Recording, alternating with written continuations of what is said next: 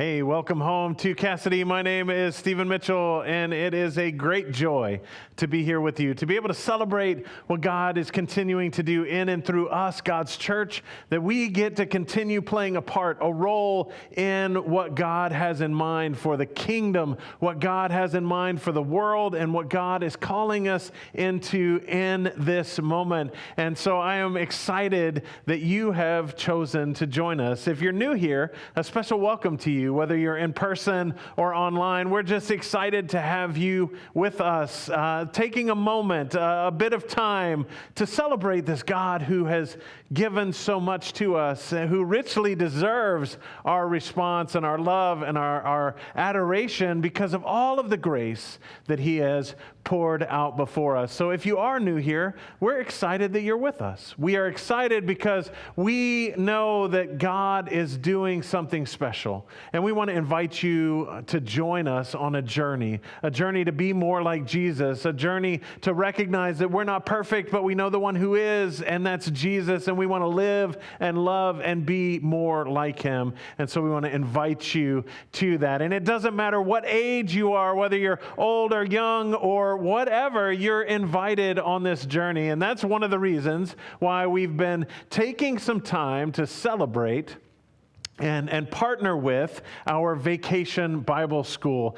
For those of you outside the church that don't know, Vacation Bible School is simply a time when students or children from all over the community are going to come to Cassidy, actually starting next Monday, and learn about some of the stories of the Bible. And we're talking about this through the lens of farm life, which is why we also are talking about farm life. For us, we're taking it in a little bit different direction than they are, but the stories are going to be the same stories. And we've looked at the story of Noah. We've looked at several stories so far, but today we're going to look at one maybe you haven't heard about, or maybe you haven't heard about in a while. But before we jump into that, I wanted to ask you, have you ever been certain you were right, only to find out that you are wrong? Have you ever been certain that you were right, only to find out that you were misguided or misunderstood the situation, or something else was going wrong? I remember when my son was very young, he decided he knew where rain was coming from. And so he explained to me that it just had to be a really big person that was splashing in puddles, and that's where rain came from. I tried to explain to him the water cycle, and he wasn't having any of it. He was like, no, it's just a really big person splashing in puddles, and that's where rain comes from. Or one time, Savannah we were walking through a park that was near our house, and she decided she knew the way and took off running in the complete wrong direction, going to some place. It took me a while to catch up to her and be like, hey, that's the wrong way. But she wasn't having any of it. She thought she knew how to get there.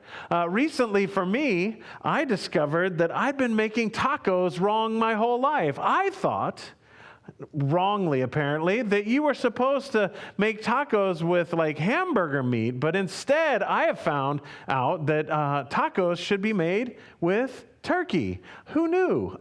Certainly I didn't know. Maybe that's not 100% right. Anyway, we get it in our heads. We get it in our heads that we're right, regardless of the situation or the scenario. My family, I've discovered this recently because I never noticed it, but my family, when we are telling a story, we're explaining something that has happened to one another or to somebody new to the story, we give contradictions to it. So, for example, Uncle so-and-so did such and such. Oh, no, that wasn't Uncle so-and-so. That was cousin so-and-so. You know, we correct each other immediately because we want to make sure that we have the correctness of this. But what it really does is it detracts from the story because everybody's just putting in their 2 cents. I mean, what you could do is just let it go and then at the end offer corrections. The interesting thing is those corrections spawn arguments and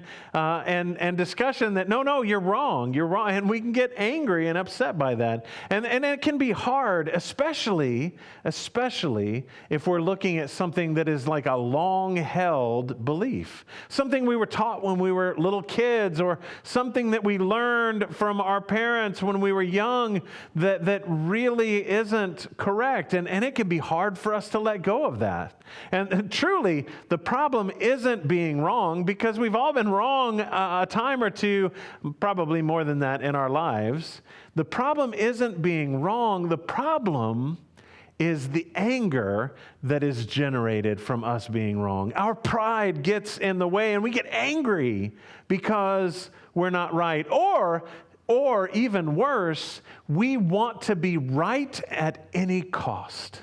It doesn't matter if we're really right. It just matters that we want to win the argument because we are angry at the situation. And it makes us so frustrated. And so we then push and try and find at any cost the way to get our point across. And what I've noticed, and maybe you have too, is that this prevents us from loving our neighbor. When our righteous indignation, when our anger is up, our focus isn't on loving our neighbor. Our focus is on loving ourselves or proving ourselves right. And the truth is, we have all struggled with this. Each and every one of us have struggled with this, with a response of anger when we didn't understand the situation, or even when we were right and we wanted to get our point across more so than even taking into consideration the feelings or emotions or reality of what somebody else has gone through. And we're going to look at a story today, like I said, that you may not have heard of. It's a story about a guy named Balaam. Balaam he lives in the time after the Israelites have been set free from slavery in Egypt, and they are going into to the promised land and conquering city after city after city. And Balaam serves, he's actually a sorcerer. That's what he is called. His job description in the book of Numbers, where we get this story, is to bless or curse whoever the king calls him to bless or curse. And the king's name is Balak. And Balak has seen the Israelites. He's seen what they've done. They've come in and defeated city after city after city. And it's because God is blessing them that they have been able to do this. But Balak doesn't want the Israelites to come and take over his city. So he decides, hey, I'm going to reach out to this guy, Balaam. And I'm going to tell Balaam, hey, why don't you come to my kingdom, come to me, and curse these Israelites? And normally, Balaam would be like, yeah, no problem. I'll come out and do that. But in this scenario, Balaam has insight from God. God has spoken to him and said, do not curse my people. And so Balaam's like, well, I don't think I'm going to do that. And so he writes back to the king, or sends messenger back to the king. And the king then gets upset and sends more messengers with this message. I'm rich, though, and I will give you money if you come out here and curse these guys. I don't care what God has said what. If you curse them, I know it's going to stick. And I know if you bless them, it will stick. So please come out and curse them, and I will give you lots and lots of money. Now, he still responds no, because he says, I can't go against what God has said. But God then says, you should go ahead and go with these men to this kingdom, to this king, and then I will give you the information to say. Now, somewhere on the journey, Balaam goes astray. It says this in Numbers 22. Balaam got up in the morning, saddled his donkey, and went with the Moabite officials. But God was very angry when he went, and the angel of the Lord stood in the road and opposed him. Balaam was riding on his donkey, and 2 servants were with him. Now, that can be confusing. God said, go ahead and go with him. And then it says God got angry with him. The reality is not that God was angry that he was going, but something on the journey. Balaam does something on that journey. Maybe he's starting to think about all of that money. Maybe he's starting to question whether or not God really told him not to. Maybe that money is starting to weigh heavily on his mind. And so something in the trip has set God against his purpose. And so God sends an angel to oppose him. What's interesting is this term in the Hebrew is actually an adversary, hasatan. We get the word Satan, the name Satan from it, but it's an angel of God who is coming to oppose or to be the adversary for Balaam and prevent him from doing what it is that he is planning to do. And so this scenario unfolds that Balaam has gotten on his donkey and is riding toward King Balak. And now an angel stands in the road. And it says this: when the donkey saw the angel of the Lord standing in the road with a drawn sword in his hand, the donkey, turned off the road into a field. Balaam beat it to get it back on the road. So the donkey sees the angel, and the donkey decides, this is a problem. I will not go toward the angel. And so the donkey veers off of the road, and Balaam can't see the angel. And Balaam takes out his frustration, his anger on the donkey, that the donkey isn't doing what the donkey is supposed to do. Again, he believes in this moment that he is in the right, and that the donkey should just be doing what the donkey should do, which is going in the direction that Balaam wants it to go. And yet, there's an obstacle that Balaam can't see, that God himself has put in his way. It continues, then the angel of the Lord stood in a narrow path through the vineyards with a wall on both sides. So the angel moves a little bit further down the road and is standing on a narrow path where there's 2 walls on either side. And when the donkey saw the angel of the Lord, it pressed so close to the wall, crushing Balaam's foot against it. So he beat the donkey again. Poor donkey. The donkey's just trying not to run into the angel and have a bad scenario for Balaam. And Balaam can't understand the situation. And once again, he beats the donkey because the donkey is not doing what Balaam wants the donkey to do, what he believes the donkey should be doing. Then the angel of the Lord moved on ahead and stood in a narrow place where there was no room to turn either to the right or to the left. When the donkey saw the angel of the Lord, it lay down under Balaam, and he was angry and beat it with his staff. I really feel sorry for this donkey. I mean, Balaam grabs the staff and you get what you deserve. He's letting this donkey have it. Here's the picture. This is the first registered story of road rage ever. It just happened with a donkey in the middle of this place that he's on his way to the king, and instead of in a car, he's riding a donkey, and the donkey continually veers off course, crushes his foot, and then lays down underneath him, and Balaam decides he's going to let the donkey have it. You are a dumb animal. I am going to give you what you deserve because you should be doing what I want you to. And then God does something, and this is where the story gets crazy, y'all. Then the Lord opened the donkey's mouth, and it said to Balaam, "What have I done to make you beat me these 3 times?" And I love this. Not skipping a beat, Balaam answers the donkey, "You have made a fool of me. If only I had a sword in my hand, I would kill you right now." He is so angry, I believe he can't even fathom. He doesn't, like, his anger is overwhelming him to the point that he doesn't recognize that he is talking to a donkey. That the donkey said words to him. He just can't even figure it out. He's like, "I am so mad at you. You have made a fool of me. And if I had a sword, I would kill you." Like I said, first example of road rage. He's just out of control. He is so upset at this scenario. And the problem is he just doesn't understand what's going on. And his anger has gotten the best of him. The donkey said to Balaam, "Am I not your own donkey, which you have always ridden to this day? Have I been in the habit of doing this to you?" "No," he said. Balaam responds, "No." And I wonder, I really do, I wonder if it's at this moment, if it's in this scenario that Balaam is like, I'm talking to a donkey. Maybe it starts sinking in.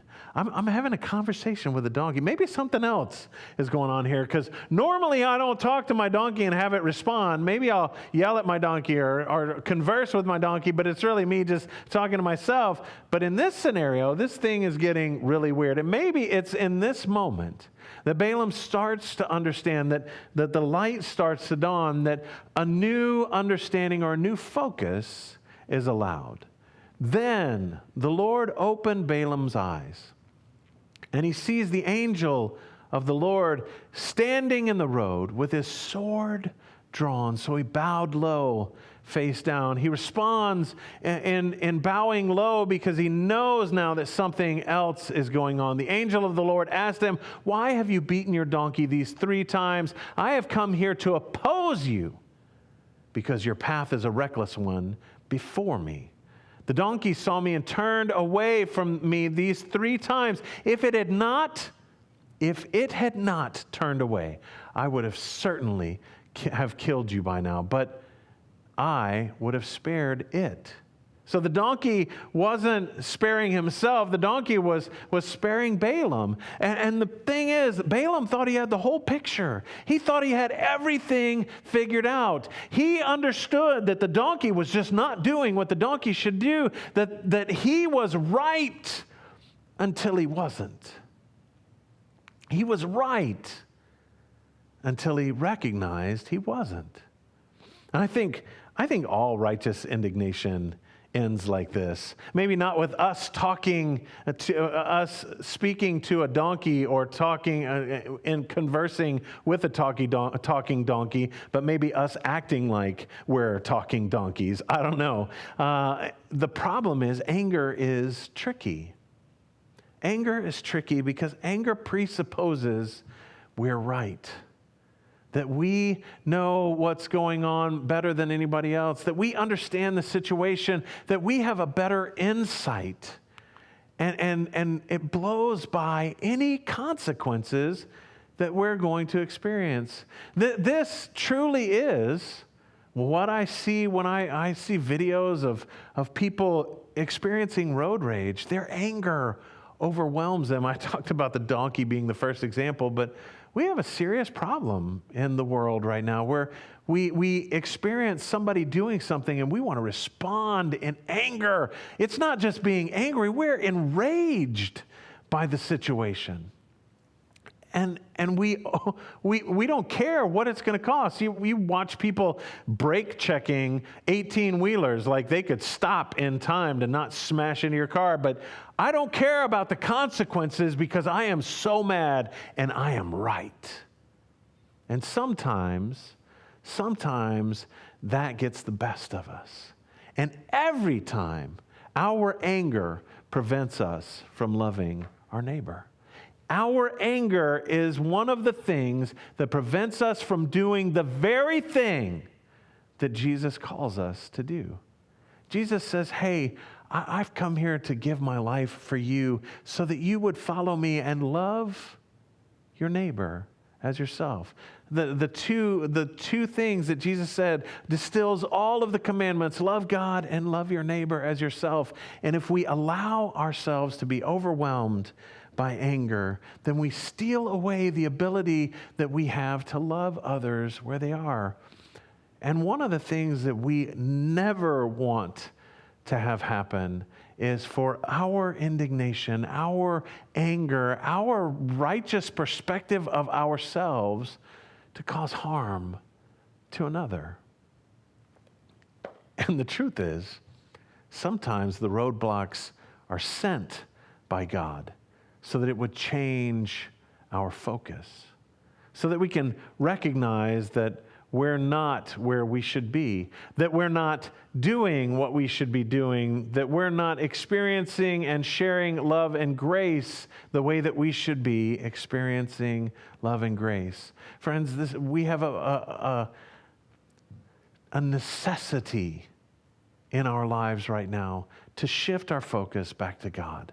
Not on being angry, not on being right, but instead on being righteous, on following God and allowing God to do a work in us. So the question we have, and it's for all of us, is how can you respond? How can I respond? And the first, I think for us, we can respond with three questions when we find ourselves starting to get angry. When we find ourselves in the midst of anger. Now, it's going to take a moment, right? Because when we get mad, we get our dander up, we get our hackles up, whatever it is, and we're on the aggressive side instead of taking a moment and thinking through. So questions are ways that I use to get past this. Maybe it's ways that we can use to get past this too. What if God is behind this?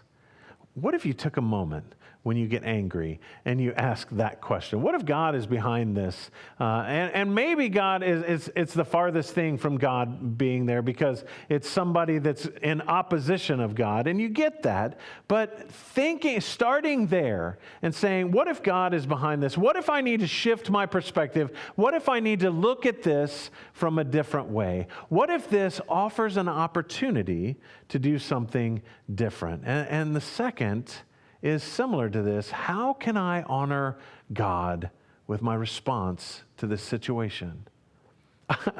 I don't know about you, but if I was able to do this every time, I would be a much better person. I would be a much better person to be around. If I got angry at somebody and my first response was, how can I honor God with this response? It would take a lot of the wind out of the sails of anger that I have. Because then I would be thinking not about myself, my pride, my anger, everything that's going on in my life at that moment, but instead I would be looking at how I can honor God. So it shifts my focus from me to God. And what does my response look like? I see this as the same thing that Jesus went through when he was at the Garden of Gethsemane, knowing that they were going to come and arrest him and take him and give a mockery of a trial, crucify him and kill him. He says, not my will be done, but your will be done. How can I honor God in that way in every situation that I find myself in anger or outside of anger? How can I honor God with my response? And the last one ties right into that. How can I share grace in this situation? Jesus came into the world to live, die, and be raised from the dead so that we can have life, so that we can be forgiven, so that we can receive grace, so that we can share that grace with others. And if our default is to get justice or be right, then we're missing the point. We're missing our ability to share grace and love with somebody, just like Jesus did first with us. And the difficulty is, it's so hard to do. It's so hard to do. This is one of the reasons why I have taken a practice. One of the things that I do, if I get an email or if I see something on Facebook where somebody is out of line or causes me to get angry, I force myself to take a step back. Say, hey, I'm not gonna engage. I'm not gonna do that. I'm gonna see if maybe a little bit of time, maybe a little bit of space will give me a little bit of perspective and offer me a way to respond that isn't going to be like that. And typically, if I really get upset and you've sent me an email or a personal message or something like that, and it upsets me, I try to figure out, well, first, is this just the straw that's broken the camel's back? Is it really just something that is me and not them? And second, maybe I'm just misunderstanding the situation. Maybe I'm not understanding it the way that it should be. And so I try and meet with them face to face or have a conversation. And the truth is, we honor God when we do those types of things, when we take those moments, when we try to better understand the situation, or when we honor God even when the situation isn't ideal. And so I just want to challenge us with this. What would it look like? What would it look like in your life if when you ran into a situation where you became angry or indignant or you knew you were right and that caused you to be angry?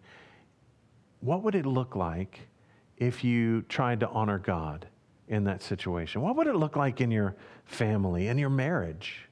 If your spouse made you angry and instead of going for the thing that would hurt him or her back, instead of that, you decide you're going to honor God with your response. What would it look like with your family, with your kids, or with your parents if you decided you were going to honor God instead of react in anger?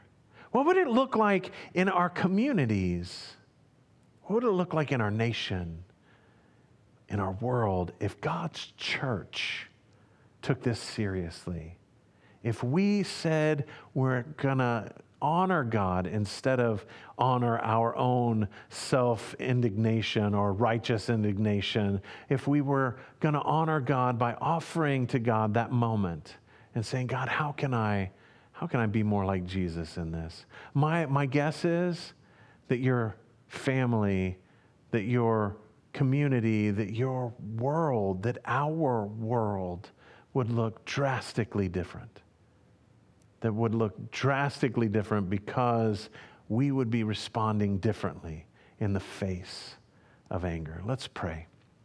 Holy One, it's hard. It is hard because we get angry and we get upset, and we seem to, in this moment in time, wear our emotions on our shoulders, and we're just waiting for somebody to say or do something. And so, God, I just pray that you would pour your Spirit out upon us, to give us a moment, a holy breath, so that we can take a step back and away from the edge of anger and instead find a way to recognize you in that moment, to honor you in that moment, to share grace in that moment. Help us to know that you are with us always and that you have come so that we might have life. And help us to embrace that life and to live into that life and not give in to the brokenness of this world and to respond in the way that the world expects us to. But instead, God, help us to honor you in our response to being angry, to being confused, to having our world turned upside down. God, we just prayed this in the name of Jesus. And all of us agreed and said, amen.